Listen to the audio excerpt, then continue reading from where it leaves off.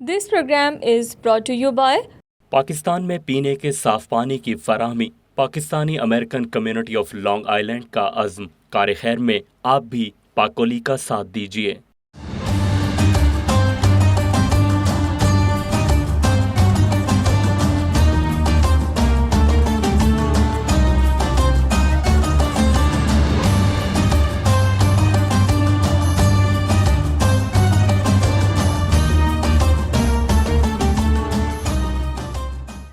معزز ناظرین السلام علیکم۔ پروگرام رمضان اور خواتین کے ساتھ میں ہوں آپ کی ہوسٹ فضا علی۔ آج اس سلسلے کا چوتھا پروگرام ہے اور ہمارے پروگرام کا موضوع ہے رمضان المبارک میں گناہ کرنا، یعنی کہ وہ چھوٹے موٹے گناہ کرنا جس کا ہم لوگ خیال نہیں رکھتے ہیں اور اس کی وجہ سے روزہ باطل ہو سکتا ہے، کیونکہ پروردگار عالم نے روزے کا جو مفہوم قرار دیا، روزے کے اگر ہم معنوں کی طرف غور کریں گے تو ہمیں مفہوم بآسانی سمجھ میں آ جائے گا۔ روزے کے معنی رک جانے کے، یعنی کہ کس سے رک جانا؟ کھانے پینے سے رک جانا۔ کھانا پینا تو کوئی گناہ ہی نہیں تھا، کھانا پینا تو بہت آگے کی بات تھی۔ بیسیکلی کس سے رک جانا؟ تقوی اختیار کرنے کے لیے کیا چیز ضروری تھی؟ تقوی اختیار کرنے کے لیے گناہ سے رک جانا، یعنی کہ روزہ ہمیں گناہ سے رکنا سکھاتا ہے، گناہ سے رکنے کی پریکٹس کرواتا ہے۔ لیکن اگر ایسا ہو کہ ہم کھانے پینے سے تو رکے رہیں لیکن گناہ سے ہی نہ رکے تو کیا یہ روزہ ہمارا روزہ کہلائے گا؟ ایک شخص مولا علی کے سامنے جھوٹ بول رہا تھا۔ جب مولا علی کو پتہ چلا کہ یہ شخص جھوٹ بول رہا ہے تو آپ نے کہا کہ تیرا روزہ ہے؟ کہتا ہے ہاں مولا، رمضان ہے، میرا روزہ ہے۔ مولا نے کہا جا کے افطار کر لے، کیونکہ جھوٹ بولنے کی وجہ سے تیرا روزہ ٹوٹ چکا ہے۔ بس عزیزان من، ہم اس رمضان کے اندر جہاں کھانے پینے پہ سے رکنے پر بہت توجہ کرتے ہیں، چاہے بھوک ہو چاہے پیاس ہو، تنہائی کے عالم میں بھی نہ پانی پیتے ہیں، نہ کچھ کھاتے ہیں، نہ پیتے ہیں، اور خدا کی قربت کو بآسانی محسوس کر رہے ہوتے ہیں، وہیں ہم اس بات کا اندازہ نہیں کرتے حقیقتاً پروردگار عالم نے ہمیں جس چیز سے رکنے کو کہا ہے ہم اس سے نہیں رک رہے ہوتے۔ مثال کے طور پر ہمارے عبادات تو بہت اچھی جاری ہوتی ہیں لیکن معاملات میں ہم مشکل کا شکار ہوتے ہیں، بآسانی جھوٹ بول دیا اور بآسانی غیبت کر دی۔ لیکن اب دیکھا جائے تو یہ جھوٹ اور یہ غیبت جو گناہ کبیرہ کے اندر آتا ہے، گناہ صغیرہ نہیں ہے۔ اور اگر گناہ صغیرہ کی بھی بات کی جائے تو جس گناہ کو انسان چھوٹا سمجھتا ہے، حضرت محمد مصطفیٰ صلی اللہ علیہ وآلہ وسلم کہتے ہیں کہ سب سے بڑا گناہ تو ہے ہی وہی جس کو تم چھوٹا سمجھتے ہو۔ پروردگار عالم نے جہاں مجھ کو اور آپ کو رمضان المبارک دیا کہ تم کھانے پینے سے رک کر دکھاؤ گے، تم تنہائی میں بھی کچھ نہیں نہ کھاؤ گے نہ پیو گے، تو بس اسی طریقے سے میری قربت کو محسوس کرو اور اپنے معاملات کو بھی درست کرو۔ پروردگار عالم سورہ یاسین میں ارشاد فرماتا ہے الم احد علیکم یا بنی آدم لا تعبدوا الشیطان انک لکم عدو مبین وان اعبدونی ھذا الصراط المستقیم، کہ اے ابن آدم، کہ تم نے ہم سے یہ وعدہ نہیں کیا تھا کہ تم شیطان کی پیروی نہیں کرو گے، کیونکہ وہ تمہارا ایک بہت بڑا دشمن ہے، عدو مبین ہے۔ وان اعبدونی ھذا الصراط المستقیم، اور عبادات کو انجام دو کہ یہی صراط المستقیم ہے۔ عزیزان من، ہم پروردگار عالم سے 5 وقت کی نماز کے اندر پروردگار عالم سے کیا مانگتے ہیں؟ ایک سورہ کے اندر اہدنا الصراط المستقیم، اہدنا الصراط المستقیم، پروردگار عالم ہمیں صراط المستقیم پر چلا۔ تو یہ صراط المستقیم کیا ہے؟ یہ صراط المستقیم پروردگار عالم نے سورہ یاسین میں بتائی کہ کیا ہے؟ گناہ سے دور رہنا اور عبادتوں کو انجام دینا۔ بس یہ رمضان جو ہے ہمیں کیا سکھاتا ہے؟ رحمتیں اور برکتوں کو سمیٹنے کے لیے عبادتوں کو انجام دو، اور روزے کا مفہوم یہ ہے کہ رک جاؤ۔ کس سے رک جاؤ؟ گناہ سے رک جاؤ۔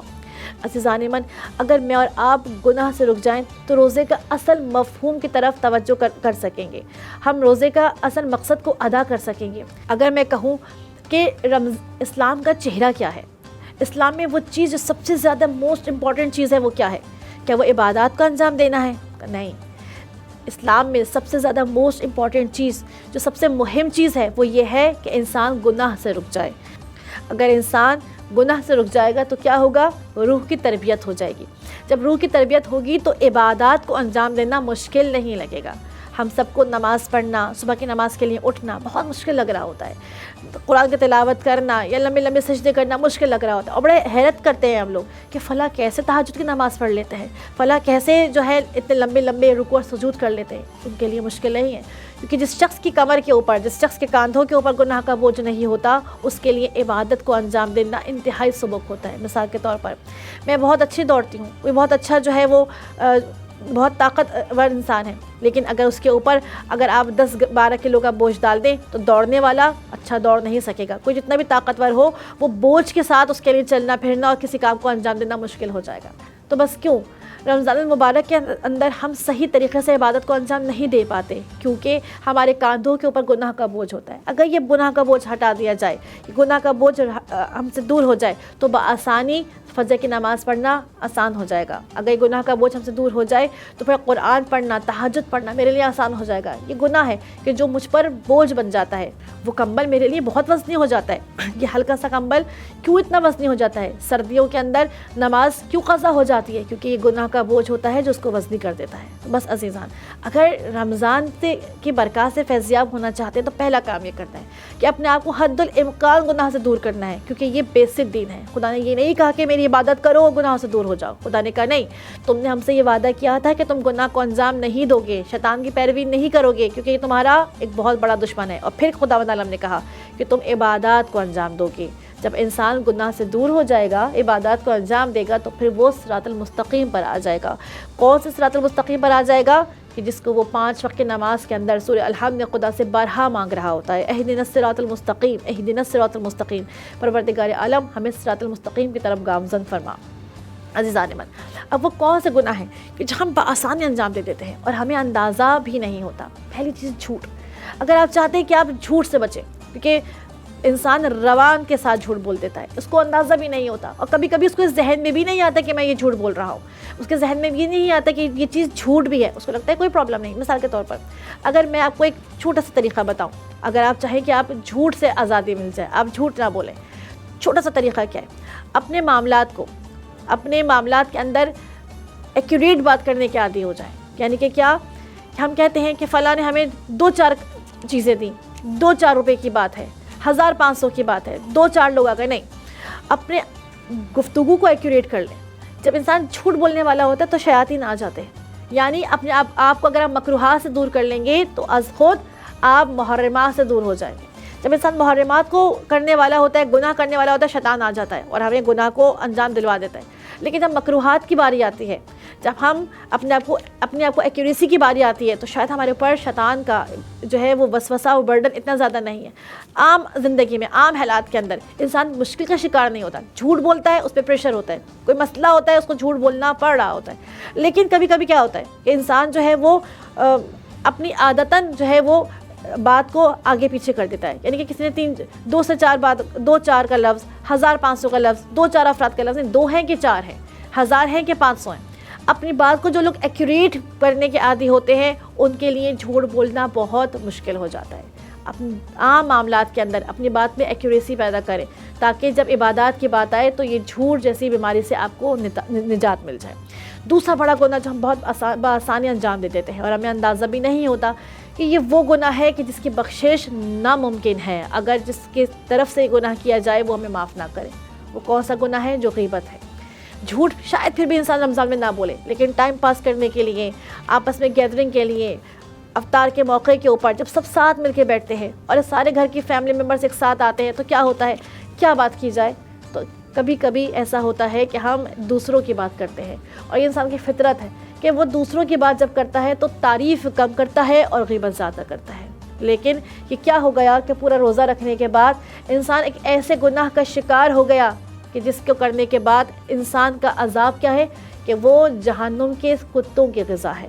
یعنی کہ سگے جہنم جو ہے اس کو کھائیں گے. یعنی کہ ایک روزہ دار اور اتنا بڑا گناہ میں ملوث ہوتا ہوا نظر آتا ہے, خدا سے اتنا دور ہوتا ہوا نظر آتا ہے کہ جس کے بارے میں خدا مند ارشاد فرماتا ہے, رسول خدا کی حدیث ہے کہ الغیبت اشد من الزنا, کہ غیبت جو ہے وہ زنا سے زیادہ سنگین گناہ ہے. واقعاً خداوند عالم کا عرش کانپ جاتا ہے جب انسان اس گناہ کو انجام دیتا ہے. لیکن دوسری طرف دیکھا جائے کہ انسان غیبت کرتا کیوں ہے, کیا وجہ ہے کہ انسان غیبت کے اندر ملوث ہو جاتا ہے؟ الغیبت جود العاجز, غیبت عاجز ایک بیچارے انسان کا ہتھیار ہے جس کے پاس کچھ بھی نہیں ہے, جس کے پاس کوئی ٹیلنٹ نہیں ہے, کوئی ایسی چیز نہیں ہے کہ وہ اس انسان سے آگے نکل سکے یا اپنے ذات کو منوا سکے کہ جس کی وہ غیبت کرے. جب کچھ بھی نہیں ہوتا, ایک انسان لاچار ہو جاتا ہے, بیچارہ ہو جاتا ہے, وہ اس کے سامنے ایک جس کی وہ غیبت کر رہا ہوتا ہے وہ اس سے بہت آگے چلا جاتا ہے، تو وہ کیا کرتا ہے، اس کے کردار کو خراب کرنا شروع کرتا ہے. اور ہم دیکھتے ہیں تاریخ کے اندر بھی ایسے ہی کیا گیا کہ جب بھی کسی شخص کو بدنام کرنا کیا جاتا ہے تو کیا ہوتا ہے، اس کے کردار کو خراب کرنا شروع کر دیتے ہیں. تو غیبت کس کا ہتھیار ہے؟ غیبت ان لوگوں کا ہتھیار ہے کہ جن کے پاس کچھ بھی نہیں ہے عزت کے لیے، اپنا نام بنانے کے لیے. تو وہ کیا کرتے ہیں کہ وہ دوسروں کا نام خراب کرنا شروع کر دیتے ہیں. یا کبھی کبھی ایسا بھی ہوتا ہے کہ انسان غیبت کر رہا ہوتا ہے، کس سے غیبت کر رہا ہوتا ہے اور کیوں غیبت کر رہا ہوتا ہے، یہ بڑا بیچارہ انسان ہوتا ہے. کس لحاظ سے؟ اس پہ کوئی ظلم ہوا ہے، کوئی ستم ہوا ہے، اس کے ساتھ کوئی ناانصافی ہوئی ہے. اب وہ کیا کرے، وہ اس سے امپریس نہیں ہے، وہ اس سے حسد نہیں کر رہا، لیکن وہ اس وقت اس وجہ سے غیبت کرنے پہ مجبور ہے کہ اس کی کوئی بات سننے والا نہیں ہے. اور واقعات آج ہم جس دور سے گزر رہے ہیں، ایک سوشل میڈیا کا دور ہے جس کے اندر ہر انسان نفس نفسی کا شکار ہے. انسان کے اوپر جو گزر رہی ہے وہ کسی سے درد دل کرنا چاہتا ہے. اب وہ کیا کرے، جب رمضان المبارک آئے اور اس موقع پہ ہم دیکھتے ہیں کہ فیملی ٹرمز بڑھ جاتے ہیں، فیملی ساتھ آ جاتی ہے، تو اب انسان جب گناہ کرنے والا ہے تو کون سا گناہ کر رہے ہیں؟ غیبت. اور کیا کر رہے ہیں؟ کسی کی برائی. اور کیوں کر رہا ہے؟ کیونکہ وہ اپنا دل کا بوجھ ہلکا کر رہا ہے. لیکن کتنا بیچارہ ہے وہ انسان جو ظلم کا شکار بھی ہوا ہے اور اپنا دل کا بوجھ ہلکا کرنے میں اس کو گناہ بھی مل رہا ہے. یعنی کہ کسی ناانصافی کی وجہ سے اگر وہ دل کا بوجھ ہلکا کر رہا ہے تو کیا ہے، کتنی بیچارگی ہے کہ خدا بھی ناراض ہے لیکن انسان کا دل ویسے ہی کسی مشکل کا شکار ہے. اب ایسا انسان کیا کرے، وہ کسی سے غیبت کرے، وہ دل کا بوجھ کیسے ہلکا کرے؟ تو خداوند عالم کہتے ہیں عزیزان من، یہ رمضان جیسا مہینہ جو تمہیں سکھا رہا ہے وہ کیا سکھا رہا ہے؟ قربت خدا سکھا رہا ہے. تمہارے دل پہ بہت بوجھ ہے، تم سے کسی نے ناانصافی کی ہے، تم پر کسی نے ظلم کیا ہے، آؤ میری درگاہ کے اندر آؤ اور میرے پاس آ کے دعا کا ہتھیار اپنا لو. تم دعا کرو، مجھ سے درد دل کرو، مجھ سے بات کرو. یہ رمضان فرصت طلائی ہے. کس لحاظ سے فرصت طلائی ہے؟ کہ تم مجھ سے قریب ہو جاؤ، مجھ سے اپنی بات کرو. بے شک میں تمہاری بات کو سننے والا ہوں، میں دعاؤں کے قبول کرنے والا ہوں. کیونکہ کہا جائے دعا کا مطلب کیا ہے؟ پکارنے کا ہے. پکارتا انسان کب ہے؟ کہ جب انسان مشکل کے اندر ہوتا ہے، پریشانی کے اندر ہوتا ہے.